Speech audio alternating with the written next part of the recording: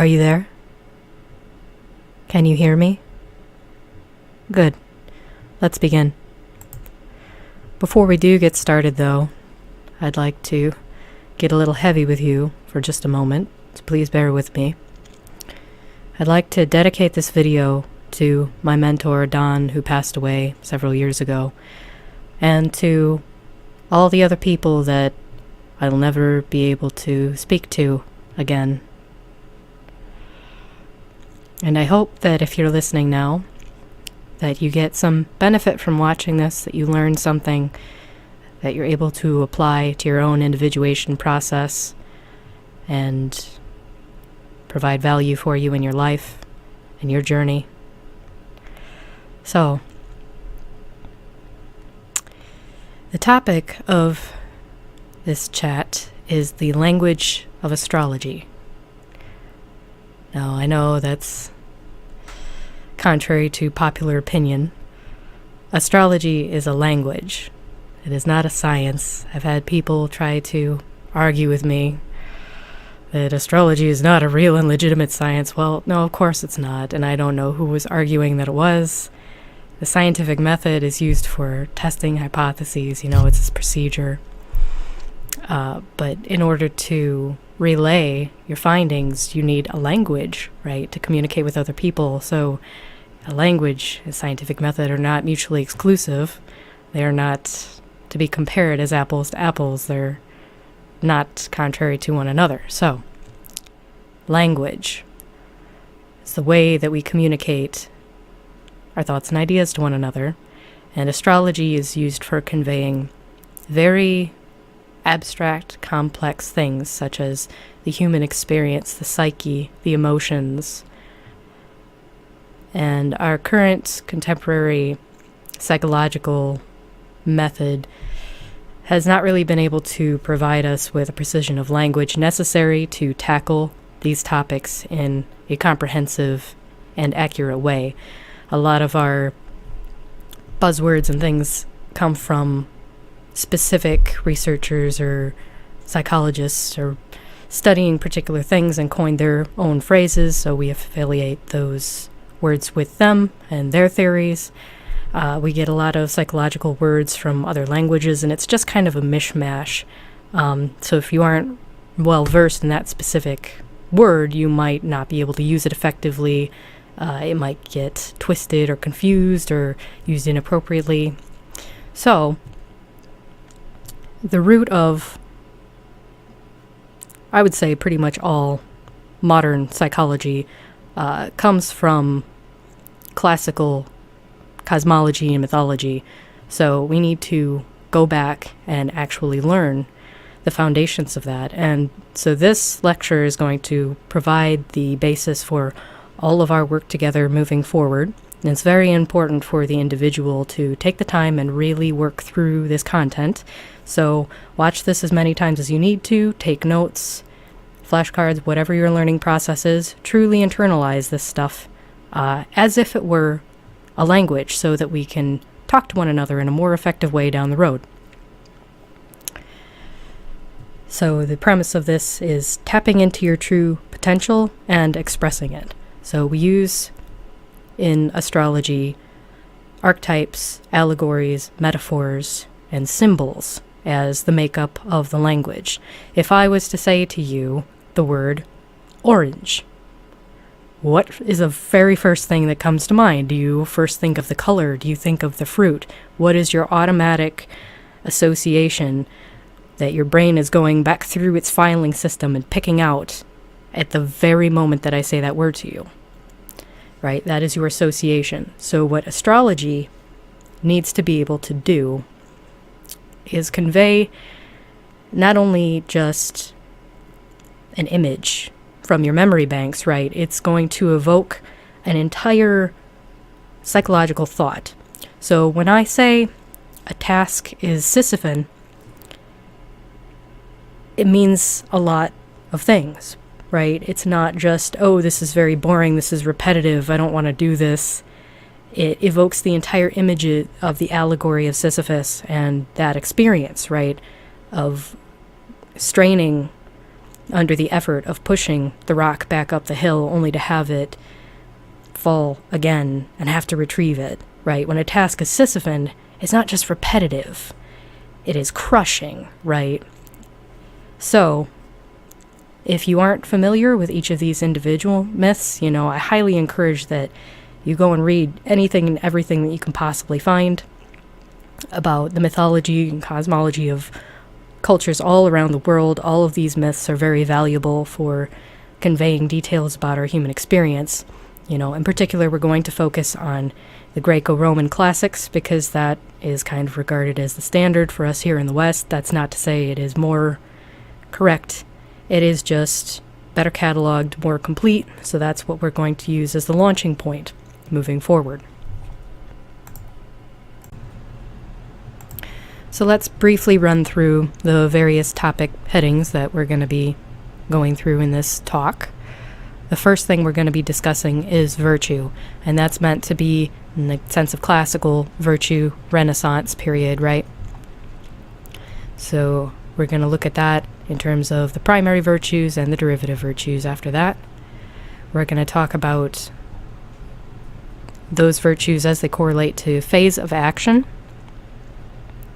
and then move into how those translate into the zodiacal signs, their elemental affiliations, and the meanings of those. We're going to talk about the virtues as gifts that the signs give to one another. We're going to talk about the conscious, subconscious, and a lot of basic psychological terms. We're going to relate that to how that manifests in different stages of life and familial roles and social callings. We're going to put together the foundation for what I like to call the castle of the mind. This is a mental exercise that you can do. It's not quite the same as traditional meditation, right? This isn't something where you're sitting there quietly and trying to rid your mind of all wandering thoughts. No, this is a very directed, led exercise. It's something that was used by the ancient orators known as the art of memory, where you're constructing a mental place to organize your thoughts.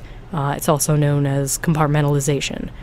And this is the foundation for being able to make correct associations between stimuli you're experiencing, encountering, and where it's getting filed away in your memory and the things that are in proximity to it in that memory, and making sure that things are appropriate to one another to elicit the correct mental and emotional response, right? If you have incorrect associations and you're getting furious over the sight of a flower, you know that something hasn't been filed away quite correctly, and it makes it difficult to command your emotions and keep them in appropriate context if those kind of associations have been made and are difficult to unlink.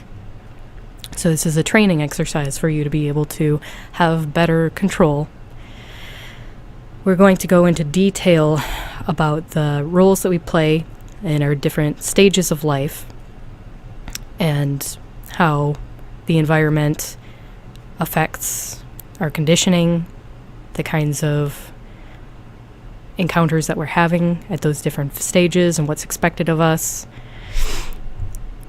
And we're going to talk about how that cycle repeats throughout our own lives, how just because you are in the chronological stage of, say, a young adult right now, you still cyclically go through the experience of all of the other stages depending on what's going on.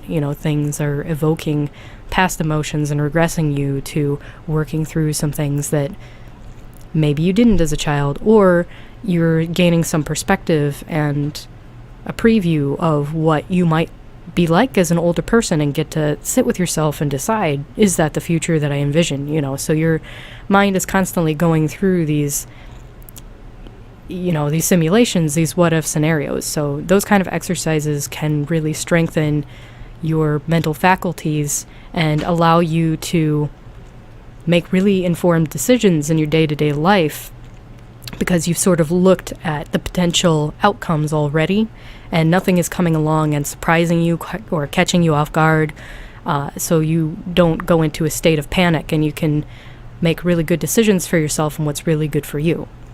So we're going to talk about the planets as tools. This is something that kind of differs from conventional astrology you may be familiar with. This is a system that I've meditated very deeply on, and I like to call it something like active astrology. It's the use of the movement of the planet, right? The harmony of the spheres, as it were, to make associations in the moment, not so much just to look at some sort of projection or horoscope of, oh, what's my outlook for the year going to be like. It's not like that. It's looking at the transits of the planets as potentially being tools that you can use to make more conscious decisions and actions throughout the experiences that you're having. And then we're going to look at how those things come together in the total picture, what I like to call the astrological mandala, which represents the levels of the human psyche and the alternation of conscious and subconscious experience. We're going to talk about using your own natal chart rather than as some kind of prescription for your personality and how you're just going to be forever and always, right?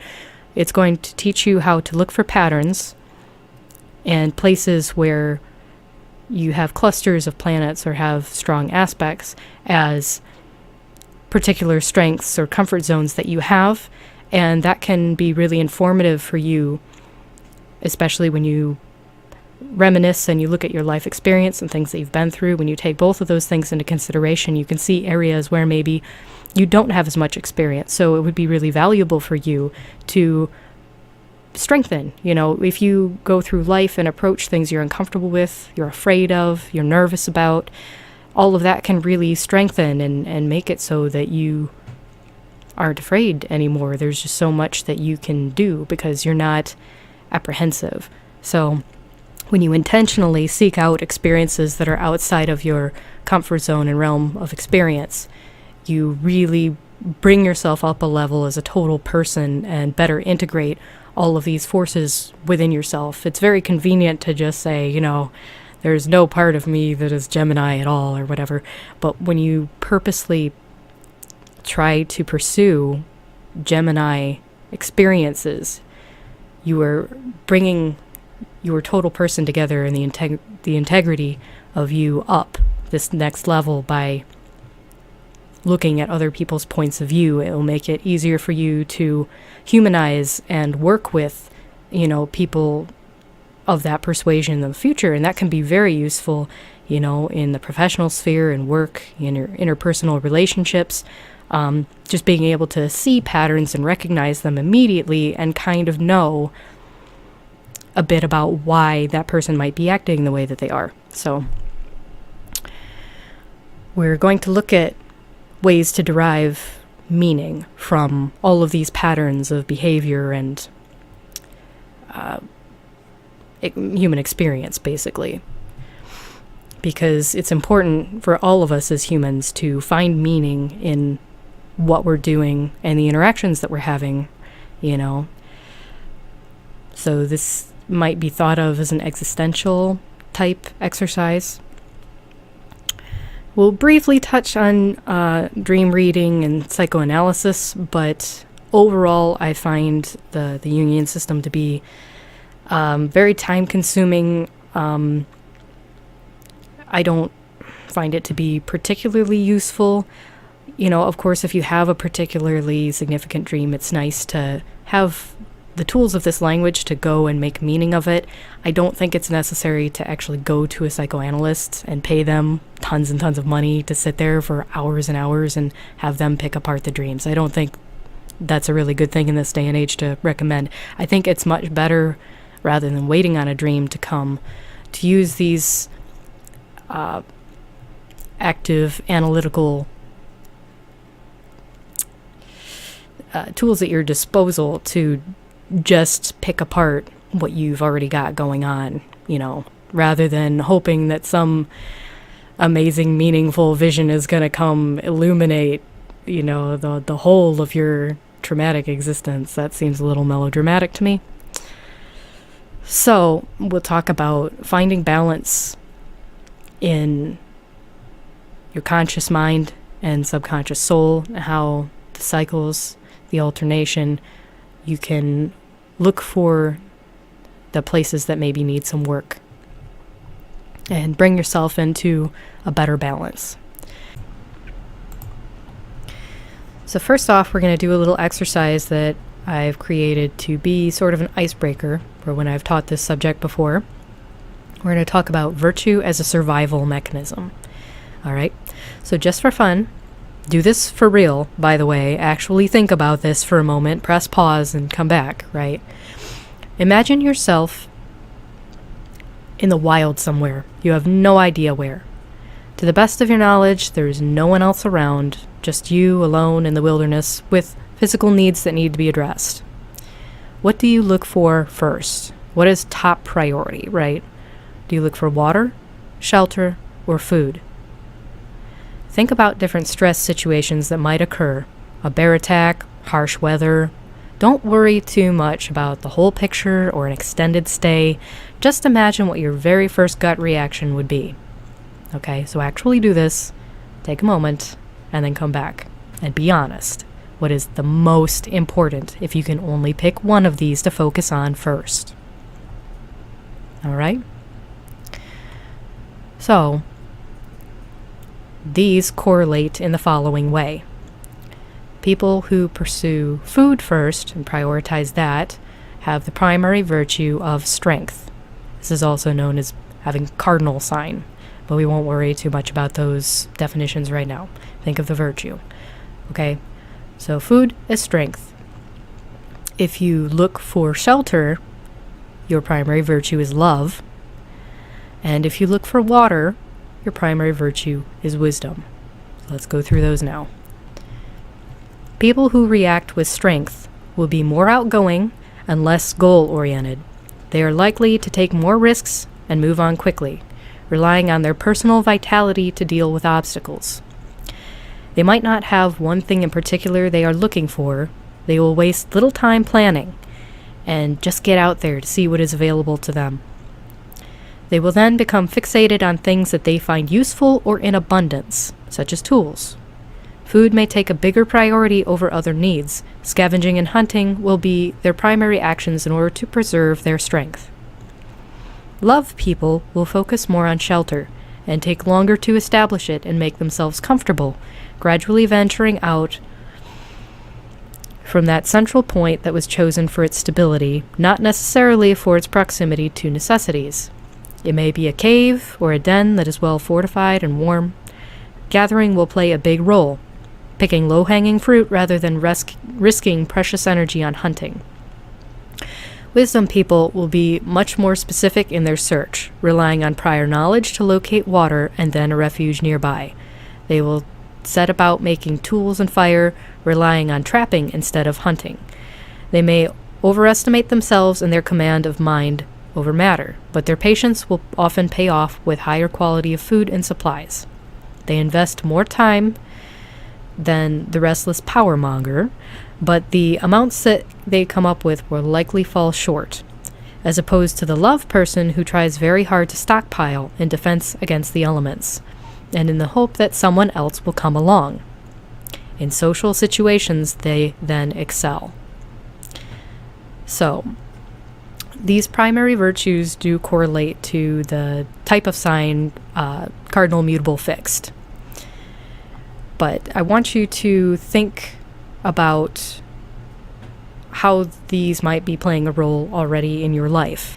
When you strip away a lot of your current conditioning, your situation, the relationships you have, your work, your responsibilities, all of those things, and you look at just you and how you react to things, this can be a really useful thing to notice about yourself. The primary virtue speaks to your tendencies. when you are put into a stressful situation, what is your tendency to do? What is the pattern that keeps cropping up throughout your life of what your defense mechanisms are, what strength you look for in yourself to draw from and react to threats or to unfavorable situations. So, during one of the most prolific periods of art and astrology, the Italian Renaissance, alchemists and philosophers sought the ultimate truth in the form of the goddess Sophia, who holds the highest point in all the heavens.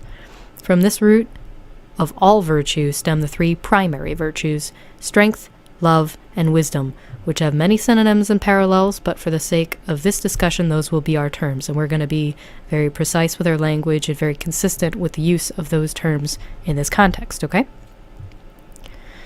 So, these correlate to phases of action. The signs of the zodiac are categorized as being cardinal, mutable, or fixed, but what these are actually describing is their primary virtue. And this also correlates to a phase of action or state of matter, right? So wisdom is the mutable signs, which represents the beginning, the creation phase, and the gaseous state. Love, the fixed signs, is the middle, the maintenance, and the liquid state. And strength, the cardinals, represents the end, or the destructive phase, and solid matter. So these are really useful to know when you look at your tendencies and you see what state of an activity do you prefer. Is there kind of a tendency that you have where you'd like to start a lot of things? You've got a lot of irons in the fire. You've always got a lot of ideas and you like getting things started, but once the thrill wears off, you have a really hard time sticking around through the middle of it and actually maintaining things that you created, right? So when you know that about yourself, you know you have to focus or find that extra bit of discipline in that part that you don't necessarily like, because if you just let it run rampant and you're just starting things all over the place without really following through, that's not good, right? You need a little bit more balance. So same thing with people who are fixated on the middle of things. You know, they may have trouble expressing their own ideas and getting things started that really come from them, because it's much easier to just kind of jump in on something that's already been started and maintain it. So they need to focus on really expressing their own ideas. And then you have the people like me who are really good at finishing things that are already started. Love wrapping stuff up, love throwing things out, calling it good, cutting things off. And you can be perceived as a little bit cruel when you have that emphasis in your life, you know. You need to really apply yourself to being involved in that maintenance stage and enjoying the process and not just being so eager for things to be done all the time, right? So everybody has a combination of all of these things inside of them going on all the time. This is a constant cycle, but you will notice when your sun sign is of one of these persuasions, you have kind of a comfort zone. You have a place that you keep coming back to, especially when you have to react. So look at the stressors to see what's really there. So each zodiac sign is based on one of these primary virtues, acting within one of the four elements as its catalyst. The catalyst creates a setting or environment for that instinctive action, and this interplay tells us a lot about that sign's natural state of being.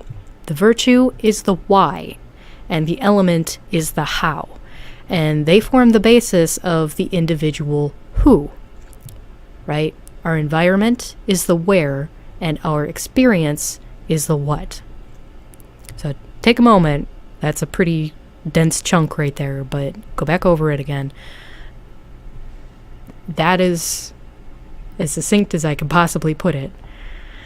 It's very important to look at the why these things are happening if we are going to have an impact on actually changing any behavior or having control, basically.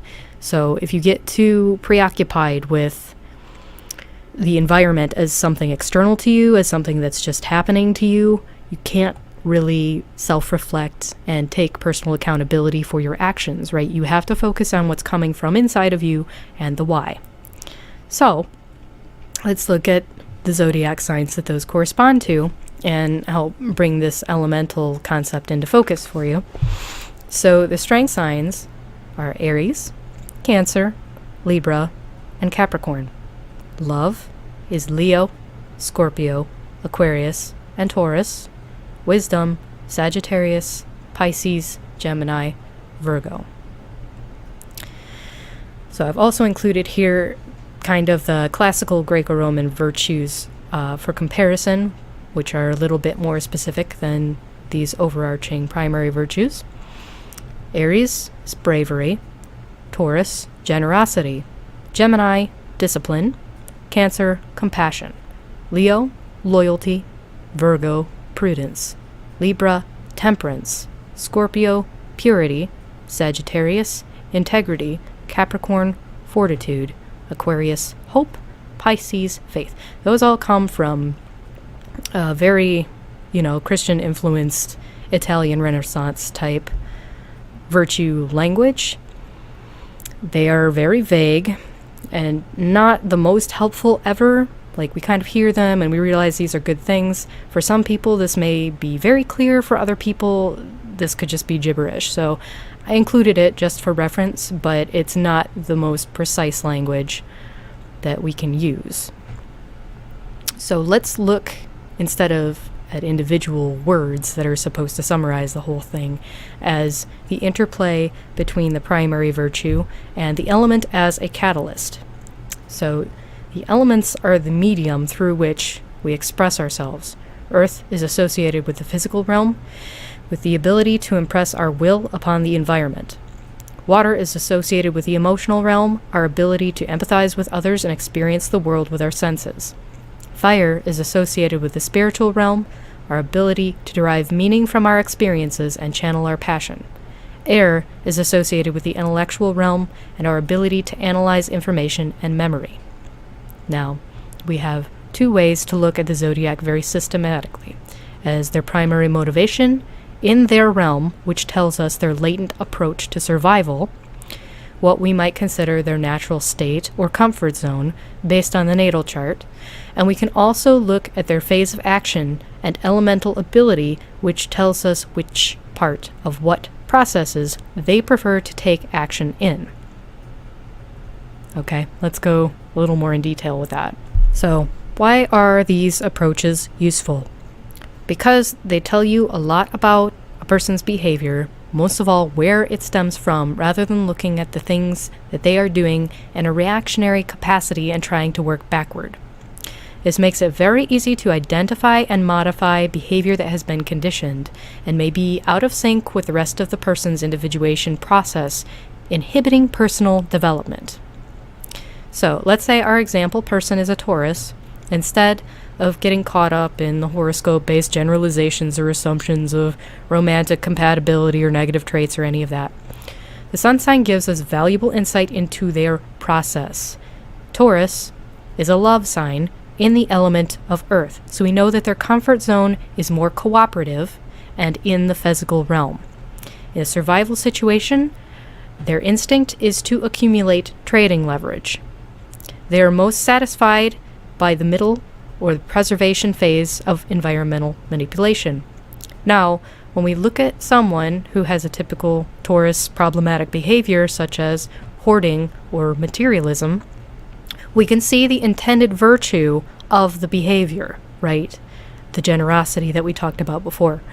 And though that virtue not only reconciles behavior, but feeds the soul of the individual and advances them on their journey. My instinct tells me to collect these things to trade, but I've lost sight of the trading aspect. I accumulate things because I enjoy the process of procuring them, but I don't have a plan for them afterwards. By making the dissipation of them as enjoyable as the gaining of them, I am tapping into my primary virtue of generosity and eliminating a bad habit from my life at its source, instead of just treating the symptoms. So that's just one example. We could go through hundreds, but for the sake of time, we'll just stick with that one. So when you start looking at undesirable behavior, neurotic behavior, it's really important to use this approach of looking for the motivation underlying it. Not only is it more effective because you're not just treating the symptom, you're not just maybe getting rid of one behavior, but you're going to see it crop up again in a different form, in a different situation later because you didn't actually treat the root of the problem. But especially if you're the person that you're looking to improve is yourself, if this is a self-reflection that you're doing, treating it this way really gives you the benefit of the doubt, and it addresses the innate goodness in your intentions and the virtue that you're looking to cultivate there, rather than just looking at the negatives of the unwanted results. Because we're all doing these things because we want to survive, right? We're wired that way. That's why we're doing these things. No one is engaging in these undesirable behaviors just to be an inconvenience to other people, believe it or not. So, especially when the subject is you and you are trying to get better as a person, be kind to yourself and realize that the reasons why you are doing some of these things that seem so annoying might actually be very good reasons. And if you look to cultivate those and the actual result that you are trying to get to help yourself and others survive, that's where the real growth happens. So, in order to communicate with one another effectively about these abstract psychological things, we're looking for a complete model. The zodiac represents the complete cycle of human experience. Every virtue achievable by mankind can be described by it. That means it serves as a language to convey the most abstract psychological phenomenon, and its symbols can guide us to our own psyche and help us connect to others. It is as effective as we allow it to be through meditation and devotion to our own individuation process. By focusing on the virtues, it sets the stage for a holistic worldview in which every agent has a vital function and thus is innately equal. Let's say it again for the people in the back. This is the foundation of equality, for stripping away all of these other considerations and looking at each other as true human beings who are looking to grow and be with one another. So, take a moment and pause and think about what equality means to you, and unconditional love or agape for your fellow man. What does that actually feel like to want for us all to win? No exceptions. So we've talked about the very general, the very universal, and we're going to start moving now into the more specific. So this is a chart that I've devised. I realize that without an explanation, it's probably very difficult to read, so I'm going to break it down as well as I possibly can here. You look at the top row and consider those to be the givers, right? That is what that sun sign is offering to the subsequent signs that you see going downward. So, for example, the first one up, you see Aries as the giver there at the top left, giving to Taurus motivation. So these phrases are the motivations that each of these type of individual are cultivating just from their sun sign designation, that they are exuding, right? That they are demonstrating by their lifestyle, by their actions to the world. And this is what the signs on the bottom part are observing. This is what they are looking for, right? Because each of us has something to offer every other person, right? Everyone can learn something from every other person. So these are the things that are being freely given as a virtue to take notice of and possibly integrate into their own selfhood by empathizing, by looking from someone else's perspective, by having an experience with them and observing these things and having this example to put into their castle of the mind as this thing. This is what they see this sign as. So it's not necessary to fully memorize this or anything like that. It's more just to come back and refer to if you notice a specific thing going on. But you can see, just going down the rows, kind of the overall gist, the temperament, and how each perceiving sign is kind of getting a little bit different flavor from the same person, the same kind of profile of action, right? So play around with it, go down the rows, down the columns, and see the patterns and see if any of these words kind of jump out to you. I am by no means saying this is an exhaustive, final, perfect explanation. It's kind of just a helpful tool for you. So now that we have kind of a basic vocabulary, of course, I encourage everyone to refer to other astrological references. I highly recommend Dane Rudyard's work. He's a very gifted astrologer. To get a grasp, get an understanding, get a feel for the flavor of each of these. Here at these beginning stages of this Conflux project, there's precious little that was born out of this system and is fully representative of it. So we still have to refer to some of the precedent work. But I'm hoping eventually with time we're going to be able to flesh this out and provide a lot of really great examples to show a cohesive vision for what each of these signs is and what they do and what they're about. But for now, a general familiarity is going to be really helpful for being able to get the most out of watching future videos here.